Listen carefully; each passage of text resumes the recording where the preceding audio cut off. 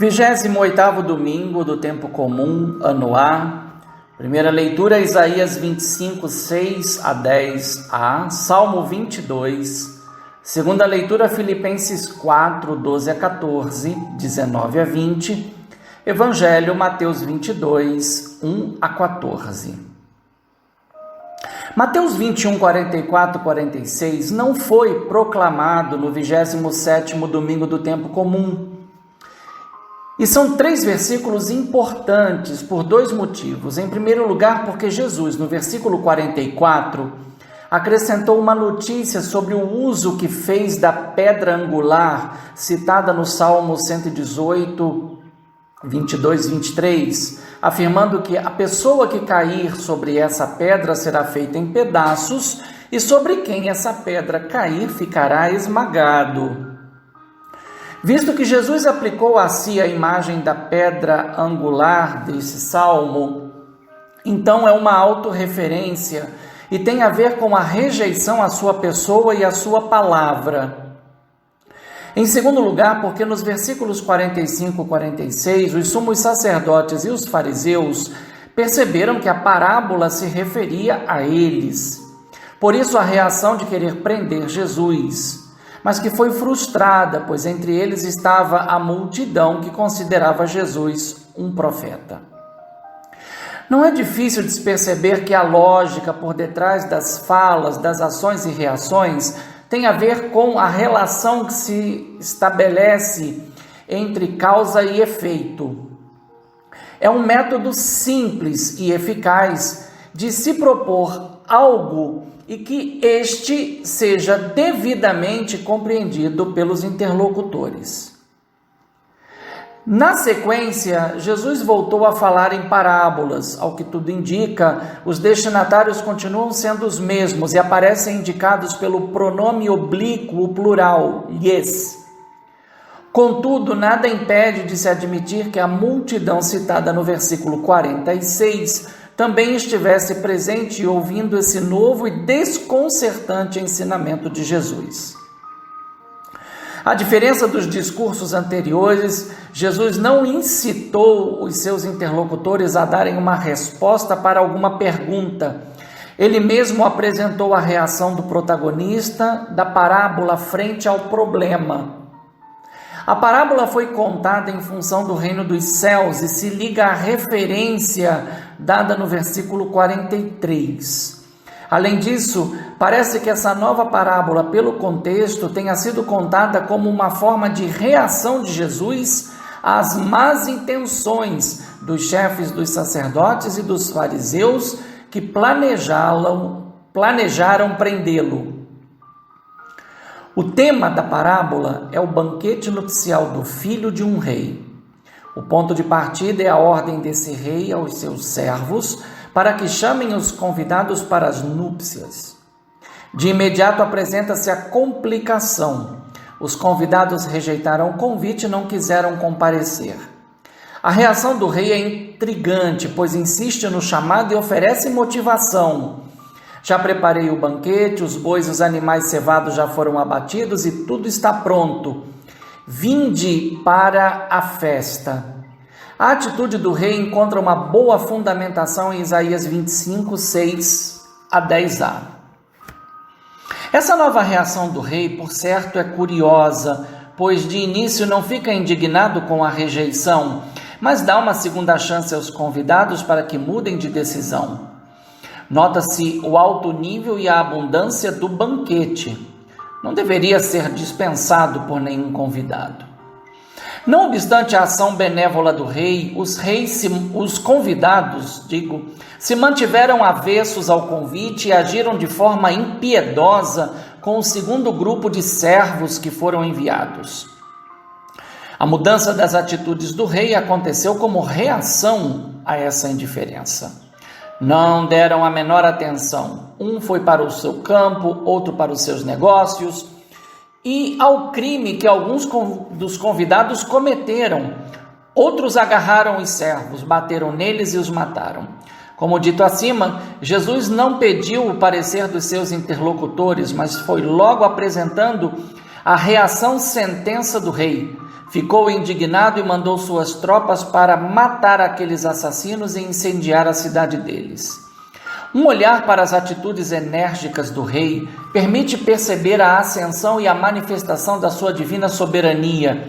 Com relação aos convidados, houve 2 envios de servos e 2 rejeições, uma pacífica e uma violenta.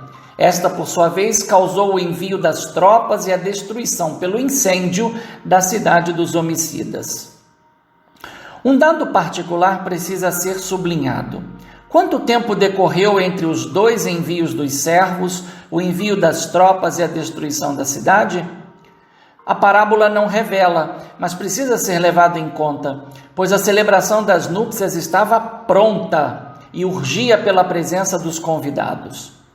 Tal dado mostra que as atitudes dos convidados criaram obstáculos, mas não foram capazes de adiar as núpcias do filho e o seu respectivo banquete, que na época, dependendo da riqueza de quem a mandava celebrar, podia durar 1 semana, 1 mês ou até mesmo 1 ano, com a esperança de emendar e de festejar o nascimento de um filho. O livro de Esther menciona um banquete de Assuero que durou 180 dias, Esther 1, versículo 5. Nessa parábola, a diferença da parábola da vinha, o filho não atua e não morre pelas mãos dos convidados indignos. Além disso, não se oferece alguma informação sobre quem seria a noiva, quais seriam os seus dotes e virtudes. São elementos que ficam em suspense para aguçar a imaginação do ouvinte leitor. Em contrapartida, todo o protagonismo é dado ao rei. A destruição dos homicidas e da sua cidade não é o desfecho da parábola, pois as núpcias deviam ser celebradas. Como foi dito pelo próprio rei, os convidados não eram dignos. Diante disso, surge uma ordem inesperada do rei: ide até as encruzilhadas dos caminhos e convidai para a festa todos os que encontrardes. Assim foi feito, e pegaram todo tipo de gente, bons e maus, e se diz que a sala ficou cheia de convidados. Ordem dada, ordem executada. Mais uma vez, não se está diante do término da parábola, pois o rei ainda realizou mais 3 ações. Na primeira, verificou os convidados e encontrou um sem a veste adequada. Na segunda, o rei fez uma pergunta indiscreta, mas óbvia: amigo, como entraste aqui sem o traje de festa? Diante de tal pergunta, muitas respostas poderiam ser dadas. O que causa estupor é que o homem nada respondeu. Não apresentou alguma justificativa.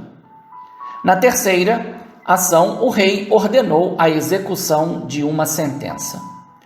Quanta coisa passa pela cabeça do ouvinte leitor, principalmente pela reação inesperada do rei. A sua imagem parece contradizer o Salmo 22, que diz que o Senhor é meu pastor, nada me faltará. Se havia tomado a decisão de encher a sala da festa com transeuntes, por que se indignou com um homem que não portava a veste da festa? O estupor se agrava ainda mais com a ordem e as suas consequências. Amarrai os pés e as mãos desse homem, jogai-o fora na escuridão, ali haverá choro e ranger de dentes. Se em um primeiro momento, isto é, a primeira parte da parábola poderia dizer respeito aos chefes dos sacerdotes e aos fariseus, que não acolheram Jesus e a sua palavra, versículos 2 a 8. Em um segundo momento, a parábola diz respeito às condições necessárias para tomar parte da festa de núpcias e que essas não foram dispensadas pelo rei. Se a conclusão da parábola é de certo modo perturbadora, a máxima final é esclarecedora, pois há uma clara diferença entre ser chamado e ser escolhido. A lógica é simples e vai em uma dupla direção. Todos são chamados, mas nem todos são escolhidos. Em contrapartida, todos os escolhidos são chamados. Vale a pena finalizar a reflexão com uma alusão aos elementos da parábola. O rei é Deus Pai, o filho é Jesus. As núpcias indicam primeiramente a união do Senhor com Jerusalém. Em um segundo momento, a união do Filho de Deus com a humanidade, em particular com a comunidade de fé. O banquete é símbolo da Eucaristia. Os servos dos 2 primeiros momentos são os vários profetas. A insistência no convite é uma alusão à bondade de Deus e à sua longanimidade para com o ser humano. Aqui se aplica mais uma vez o Salmo 22. Os convidados representam Israel, mas particularmente as lideranças. A cidade destruída e incendiada é uma referência ao que aconteceu no ano 70, quando as tropas de Tito invadiram, destruíram e incendiaram Jerusalém. Logo, esta parábola já supõe tal fato, dado que corrobora que a edição final do Evangelho segundo Mateus deve ser colocada depois do ano 70 depois de Cristo. As núpcias celebradas têm a ver com o mistério pascal de Jesus e o consequente dom de Pentecostes que inaugurou o tempo da igreja. Os convidados que vieram das encruzilhadas dos caminhos são os pagãos que se converteram. O amigo que não trajava a veste nupcial provavelmente é um apóstata que negou o seu batismo, mas que de forma alusiva poderia evocar a traição de Judas Iscariotes. Mãos e pés amarrados, bem como as trevas exteriores, denotam o juízo final sobre quem negou a fé. As núpcias carregam um elemento de juízo sobre as atitudes dos que dela tomam parte como convidados, independente da sua proveniência, do judaísmo ou do paganismo.